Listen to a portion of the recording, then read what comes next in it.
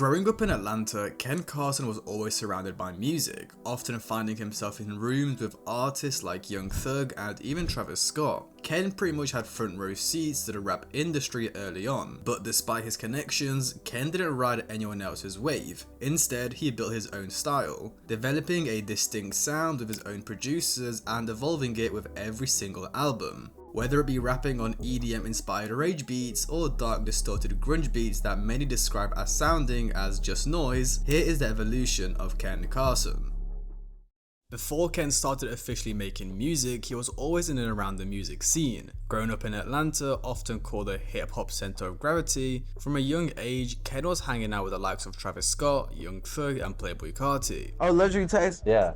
Bro, I've been knowing him since I was like 13, him and Travis. Ken had many connections to these artists and producers from early on, which mostly came from his childhood best friend, Lil 88. The two had met for his girlfriend at the time, and one day whilst the two teens were on FaceTime call together, Ken would find out Lil 88 has family ties to TM88 and Southside. Lil 88 is in the back, that's TM88's nephew, and that's Southside's nephew. That's how I like got into like everything. I was on the phone with a girl, and like he was on the other end. I'm like, who the f is that? Like, it was him. And I was watching 808 Mafia videos like while we were on the phone, and he like, that's my uncle, and I'm like, no, it's not. But then he like, we were youngest, so he was like blunt as just put him on the phone.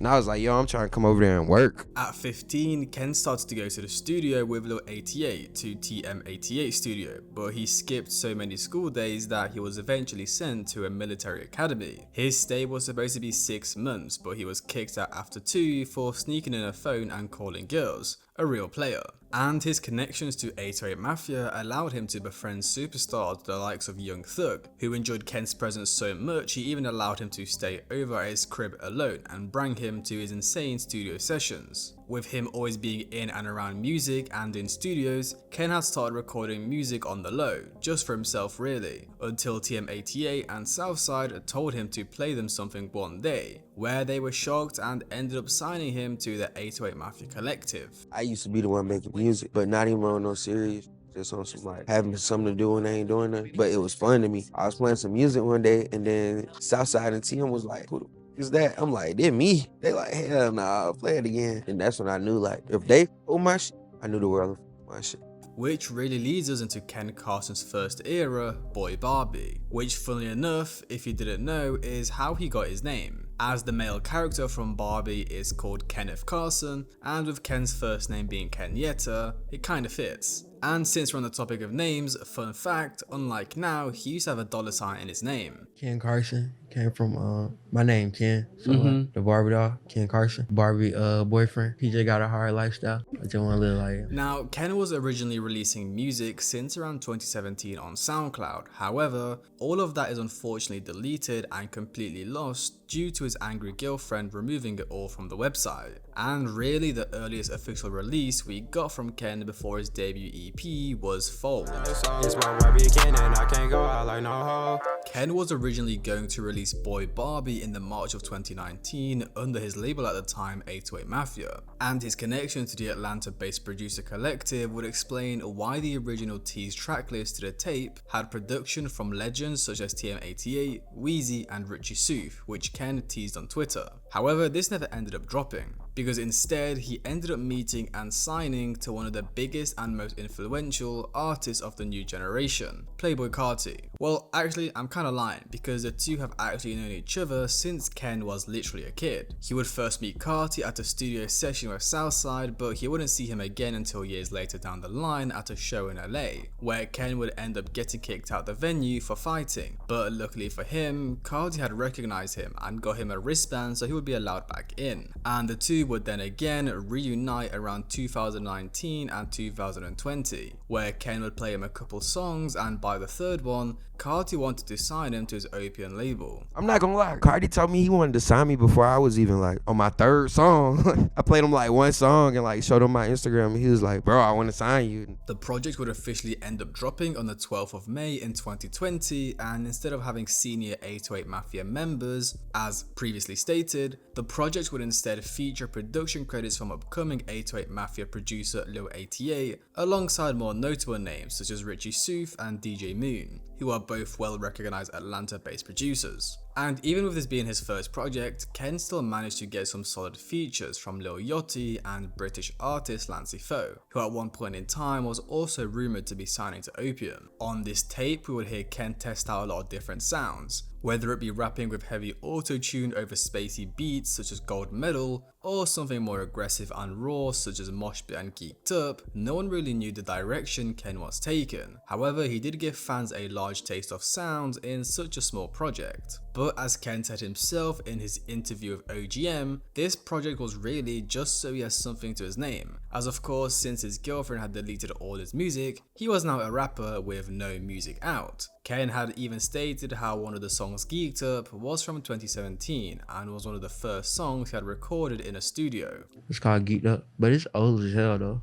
I probably made it like 2017. But overall, it was mid. Songs like Gold Medal, Geeked Up, and Pink Panther have some cool vibes, but not something I would go back to regularly. But for a first official tape, it was okay. Ken would quickly move on from the entire Boy Barbie thing though, probably too sweet and fruity, as of course he had just signed to Playboi Carti's Opium, so he had to go with something that had a bit more aura and mystique. This led to Ken dropping another tape titled Teen X in the August of 2020, with him not only completely changing his image but also his production. The majority of this tape was produced by the back then upcoming Dutch duo Starboy and Outertown, who are now seen as the pioneers of this entire rage genre, creating this EDM mixed with hip hop production style, with the trio collaborating to land a huge hit together, Ken's first big moment, Yale. I keep your hoe upstairs when she wanna I just tell her ring the bell. With this song now nearing 400 million streams on Spotify, it is still his biggest song to this day, and was the first song to really put Ken on the map. And even though it is one of his oldest, it's still regarded as one of his best, especially at his shows, due to the heavy synths and fun lyrics.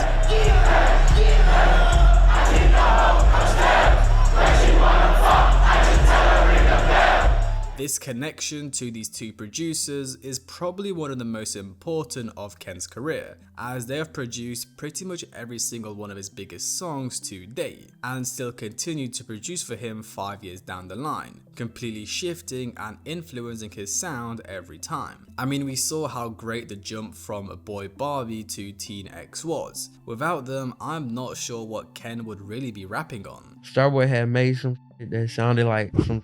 I mean, I asked him like, like how the hell you even hear that? Because I never even put that song out.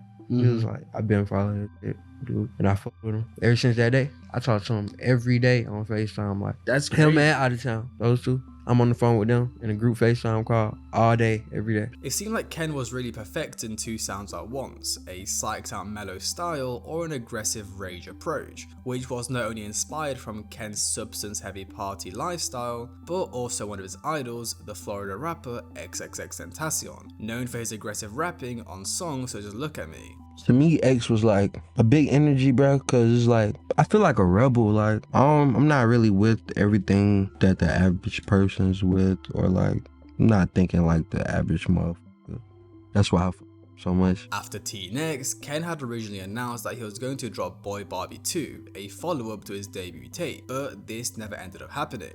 Most likely due to the fact that around this time, artists weren't allowed to perform due to COVID, with it seeming like Ken didn't see the point of dropping if he couldn't perform live. Instead, Ken would wait and take his time to develop his sound, so when he does drop, he can bring something fresh and unique to the table. Ken would continue teasing the project throughout 2020 though, with him even showing off the cover art whilst hinting that there will be more features. But in usual Opium style, Ken would lie and not actually release any more music in 2020. However, he would get a huge moment after he co-produced a song, Beano, alongside his childhood best friend Lil 88 and the Dutch producer Outertown, off of a Playboi Carti's highly anticipated Whole Lotta Red album. And not only would he get a production credit, but Carti would dedicate an entire song titled to him, Teen X featuring Future. Then moving to 2021, on the 20th of January, Ken would put out a compilation of throwaway songs on SoundCloud titled Lost Files. Basically, songs he still wanted to put out, but weren't good enough for an official release. And personally, as someone who loved early Ken Carson,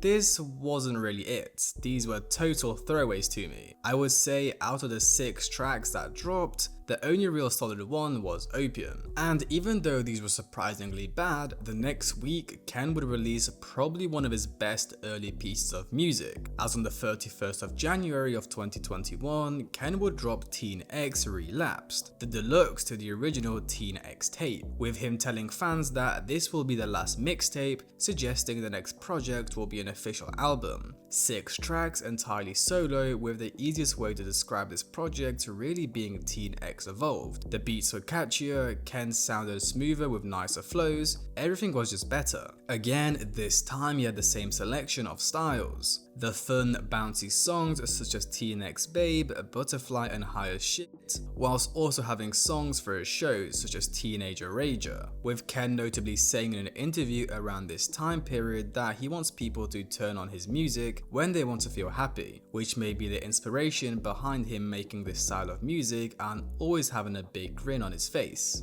Like when you're mad or sad or something, like turn me on when you want to get happy or turn up. I don't never want to make any music where I feel like anybody's down or trying to make anybody sadder. I don't like that type of music. And not only did Ken perfect his sound on this tape, but also his visuals. Edited by the notable underground video editor Night Hive, the crazy visuals perfectly matched Ken's sound. Now, even though this project did not have a standout viral song, it was definitely a step in the right direction, as it was way more polished and solid across the board, with the project featuring the same production as before, pretty much entirely Starboy and Out of Town, with additional credits from Lil ATA, Rourke Bailey and Jubilee. After this project was released is when Ken would start performing small underground shows, which he would quickly become known for due to the high energy and chaotic performances.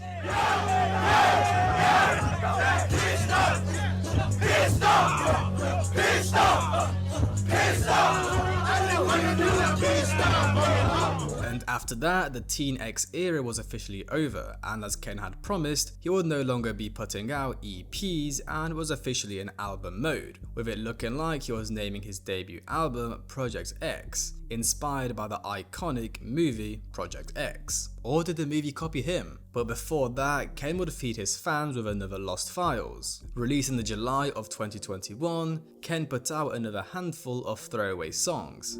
Hey, I was the one on the block with my bro. Hey, I had a Glock 19 before I was 19 years old. Again, I wouldn't really say a lot of these were anything to write home about, apart from Teen Bean, Glock 19 and Eminem. Of course, with Teen Bean being a song that holds a lot of history, due to this being a supposed diss track at the now retired underground rapper Can, with Glock 19 also being a great song. Ken was using this soft voice which really fit well onto this mellow beat he was rapping over, but I would say most of these songs were similar to what he put on Teen X and the Deluxe. Overall, nothing crazy. And sorry to interrupt the video, but over the past couple weeks, I've been working extremely hard with my friend to launch our own poster store. We've already had the Carti posters out for like a week now, and we've just put on new Ken Carson and More Chaos posters. Boom, brand new Ken Carson More Chaos posters. I've even got like a fresh one here, or 2 actually, just printed, all custom made, not drop shit from China. Yo, tell me this doesn't look sick, you know? But now, honestly, I think this one looks the best. I don't know, it might be that one or the other one. But yeah, these aren't drop shit from China. We made these customs ourselves, producing and shipping them all ourselves. Go check them out, domikowski.com. And yeah, I just think they look sick. Like, I'm telling you, imagine the huzz comes around and you got this above your bed. You're getting laid. But yeah, domikowski.com got hella cheap shipping to the USA and the UK and even Europe. We ship worldwide. So yeah, let's get back into the video. And then eventually on the 23rd of July in 2021, Ken would drop his debut studio album Project X, taking huge inspiration from the 2012 movie, which is based on a bunch of high schoolers throwing the most chaotic party known to man, with the cover art being the same as the movies, and just that entire party and substance aesthetic being a huge part of this era of Ken. As he said himself, it relates back to how he lived during his teen days, going to crazy parties and doing substances. I feel like everybody who watches that movie feel like they should have been to a party like that throughout their life. Me personally, I've been to a party like that. And it's like an old video of me online, like at the party, I'm like on top of a roof or some shit. And I like turn the camera around, it's like 1 million people. This project would once again be predominantly produced by Starboy, Out of Town and Lil 88, whilst having other notable producers to chip in, such as Loso, KP and Rock. The project continued the entire EDM beats with heavy auto-tune, probably being my favourite style or era of Ken, and also of course the more aggressive songs such as Hella and Clutch, with Ken just overall sounding way more comfortable on this project and had way better quality of sound or mix in general, you could say.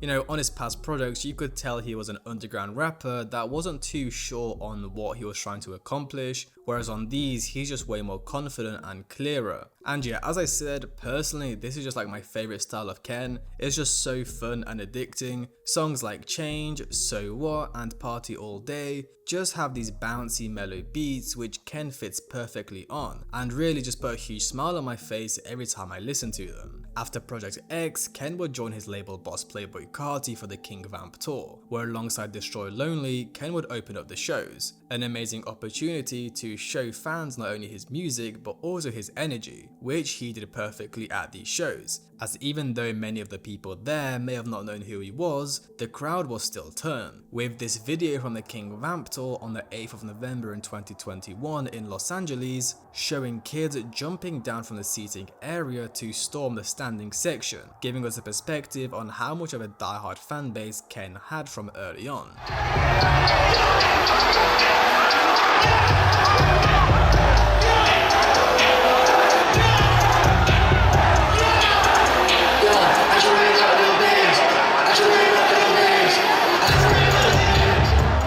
I've seen Ken Carson live before, but this performance just felt different. It felt so cinematic and theatrical. It felt like I was in a movie when he performed the song Hella. What a great feeling I will never forget. The show was so fucking legendary, bro. So much chaos. Ken Carson's set was crazy as too. He made all the people with seat tickets start jumping off the terrace, running downstairs through security. At one point the security started punching everybody, ha ha ha ha, with him even then being given a nighttime show at Rolling Loud that same year. Ken was making huge steps forward in his career, and it would only continue to get better, as after this, Ken would put out his best Lost Files yet, full of incredible songs. On the 29th of January in 2022, Ken would release Lost Files 3, featuring longtime friend Lil Tecca, Offset, and freshly signed OPM associate Destroy Lonely. But if you know, you know, we didn't really talk about the Offset song, as it was basically confirmed that Carti gave him a verse from him to Ken, as when a blog page posted the song, Offset would comment, "Don't know dude." With Murder Music being probably the best song out of all of these, to me this feels like the first actual Rage song from Ken that showed us the route he was heading down. Like of course we had a Yale, Teenager Rager and Teen Bean, which were aggressive sounding and I guess had aspects of Rage in them, but this one was probably the most polished and pure Rage sounding one yet. We would also see Ken experiment on this tape a little bit, his first time on a filthy beat via Shoot, which honestly sounded pretty atrocious. Ken tried doing this high-pitched, almost Carti Hollow Red V2 style, but it just didn't really work. And then I Influence, produced by Earl on the beat, which gave us a nice laid-back feel. Now after this Lost Files, we wouldn't see the usual pattern of SoundCloud tape, official release, SoundCloud tape, official release. Instead, Ken would put out another Lost Files, unofficially this time, where we would see a huge leap in sound. On the 8th of June in 2022, X23 would quote-unquote leak in full on SoundCloud, giving us 10 absolutely amazing Ken Carson songs. The opening track, X for Breakfast, featuring Destroy Lonely, would show us Ken attempting a filthy beat again, this time flowing on it incredibly, with Lone complimenting him very well, giving us crazy energy. Alongside this new electric rage sound, we would get more fun songs such as Stick, Pop and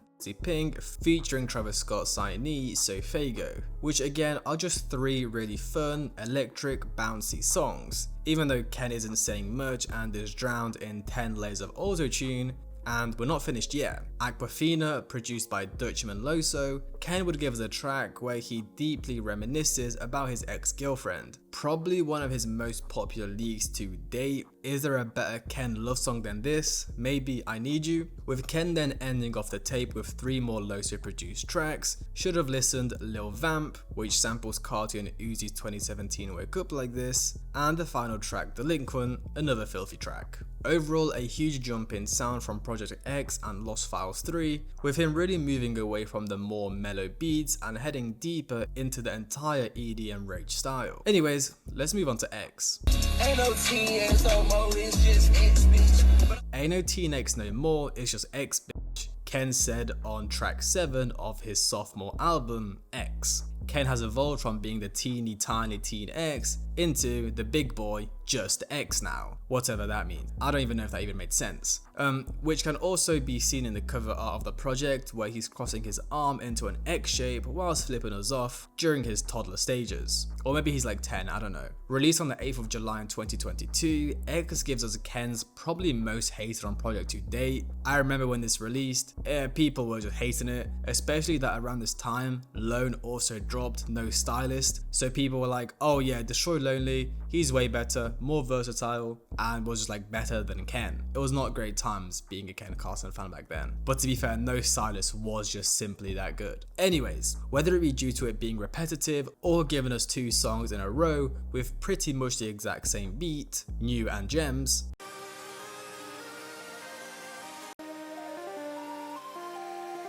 overall, when this project first released, it was just getting a lot of hate. I do see where people are coming from though, of course. I think the project is a bit dragged out, repetitive, and lacks replay value, because from personal experience, if you try to listen to this project more than once, you will get a headache, or all the songs will just start sounding the same. However, this is one of my favorites and really foreshadowed where Ken was heading with his sound. Most of the production on the electric sounding rage songs such as MDMA, Murder Music, and Thug 12 came from guess who? Starboy and Out of Town. But probably the most important song of not only this project, but Ken's career was Freestyle 2, as not only did this go insanely viral, setting off a TikTok trend, but with this song being a filthy produced, dark, distorted mess, it showed Ken what the fans liked, just completely dark grunge rage, which was probably what inspired him to completely step away from the bouncy electric beats and go chaos instead, which leads us onto Ken's next era, A Great Chaos. Well, actually I lied. Ken would also drop a deluxe 2X, probably due to the heavy criticism, with him feeling like he potentially needed to give us something better to the fans so they don't hate too hard, which is when he gave us a different sound no one really expected, as 3 months after X, on the 31st of October, Ken would drop Extended. He gave us 5 new tracks, the opening song, Freestyle 3, being another pure rage song, and with this being another one of the most streamed songs from the project, it seemed like again the fans really enjoyed the dark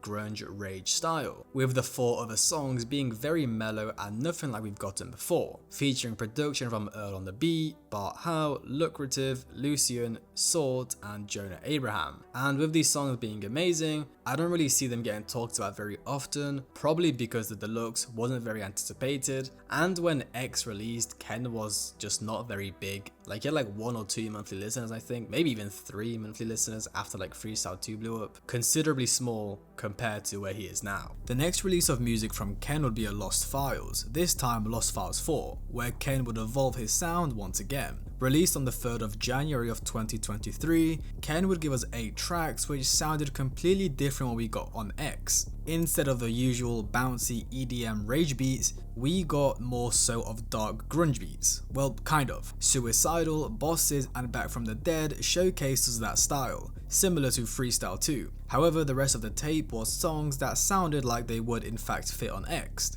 Whilst on this project we did have the usual Lil 88, Starboy, and Out of Town production, he also has some new people on the board, with the likes of Nick Mirror, Cliff Shane, and Gabe. This project played a pretty important role as it laid out the foundations for his next album, and with one of the tracks from the tape, Free Young Thug, going viral on TikTok, this was a great start to his next rollout. And now as we move closer to the release of A Great Chaos, we weren't only seeing Ken switching up his sound, but also his entire aesthetic. As we know beforehand, Ken's image was always that dark, mysterious, opium aesthetic. However, Ken would now start pushing this very eerie and quite odd gore imagery. He would even launch an Instagram account under the name A Great Chaos, where he would post images which contained blood, guts, and references to an extreme website called Live League. And this wasn't something Ken was doing just to gather attention and controversy around his name. On social media, fans would regularly see him liking animal gore videos,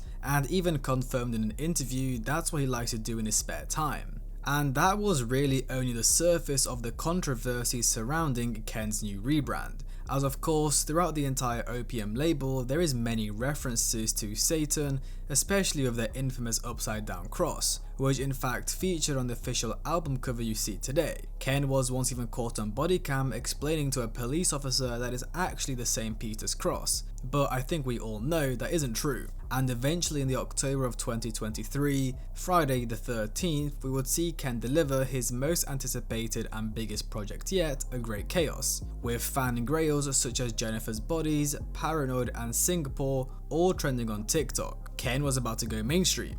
18 tracks where Ken gave us his biggest selection of sounds yet. We had the perfect mix of mosh pit songs such as Fighting My Demons, Hardcore, Me and My Cup and It's Over, whilst also showcasing us his experimental side with the 2 Nightcore inspired tracks and even rapping on more generic trap beats on songs such as Like This featuring Lone and Uzi and Rockstar Lifestyle. There was some upset with one of the songs called Paranoid, as prior to the release of the album, Ken had recently played the song at UK festival Wireless where it sounded pitched or slowed down. However, when Ken had previewed the snippet previously, it sounded much faster and at a higher pitch. On release, fans complained that the official version sounded boring, whereas the one previewed as a snippet was better as it fit Ken Carson's up-tempo sound.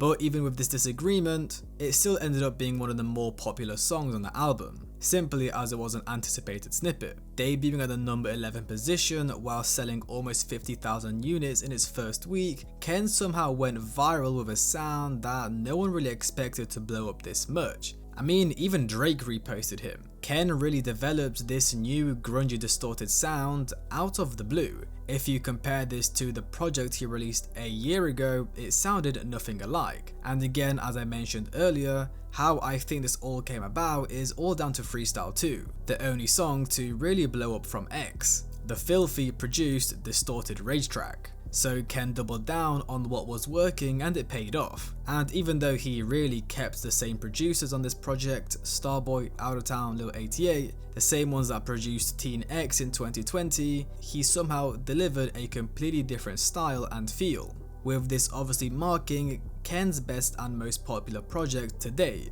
If you try to listen to it from start to finish, your ears might go numb, but it is incredible and definitely worth it. And the best way to listen to this project isn't at home, it's at a show.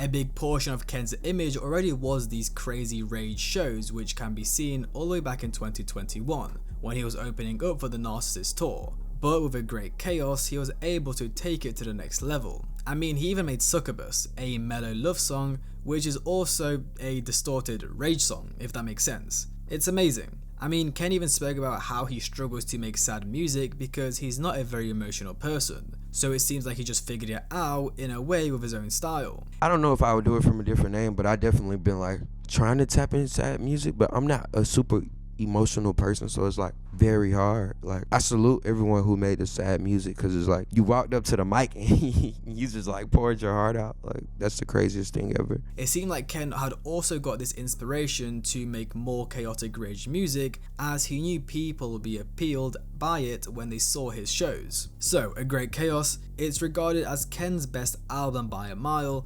especially to the newer, younger fans, with this also being probably the biggest underground sort of release we've seen since that that 2018 era. Now Ken obviously isn't underground anymore, but prior to A Great Chaos I would say he was, and the only other artist who made it out and competed with Ken was Ye. Well, shortly after the release of AGC, Ken would tease his fans in a tweet that said more, with it potentially hinting at a deluxe, a Lost Files, or an entire new album. Nobody really knew. Well, eventually in the July of 2024, Ken would give us 7 new tracks, with them surprisingly having a different sound than AGC, apart from Sydney Sweeney, which could slot right into the original project. Instead of giving us another handful of distorted rage tracks, he gave us more of these bouncy fun style of songs, like a way better and polished version of X. Yeah, if money was Cocoa Puffs, her I Go Cuckoo. Ken was just trying to have fun with this one, and with none of these tracks being produced by Starboy and Out of Town,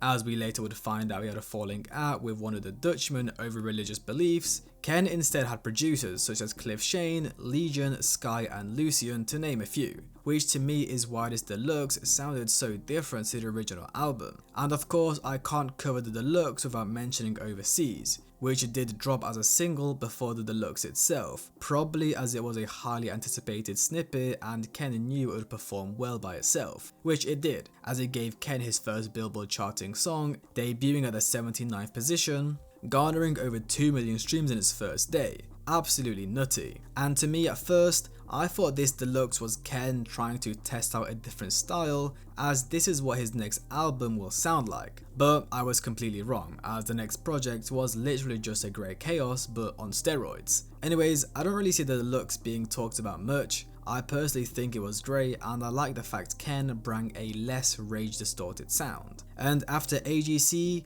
Ken would continue down this road of rage. Not only would his imagery get even more controversial with him getting a huge pentagram tattoo on his chest, which had many fans concerned, but his shows would get even crazier, most notably at Coachella in the April of 2024, when Ken was performing right before Lana Del Rey, meaning Lana fans were inside the crowd to get in early. But little did they know, Ken Carson himself was going to ruin their day.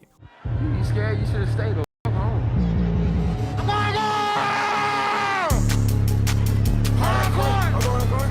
With this moment being very similar to when Carti performed at Lollapalooza in 2021, performing right before Miley Cyrus's set, where you could hear her fans screaming on the livestream. Anyways, Ken would announce a couple months before the official release that More Chaos would in fact be dropping on the 11th of April, his birthday. He would deliver a 22-song album which are perfectly described by the title's name, More Chaos. He would rekindle his relationship with Starboy, meaning the Dutch duo of him and Out of Town, produced on the album, with him overall really keeping the same producers around: Legion, Cliff Shane, Sky, Filthy, Lucrative, Lucian and so on.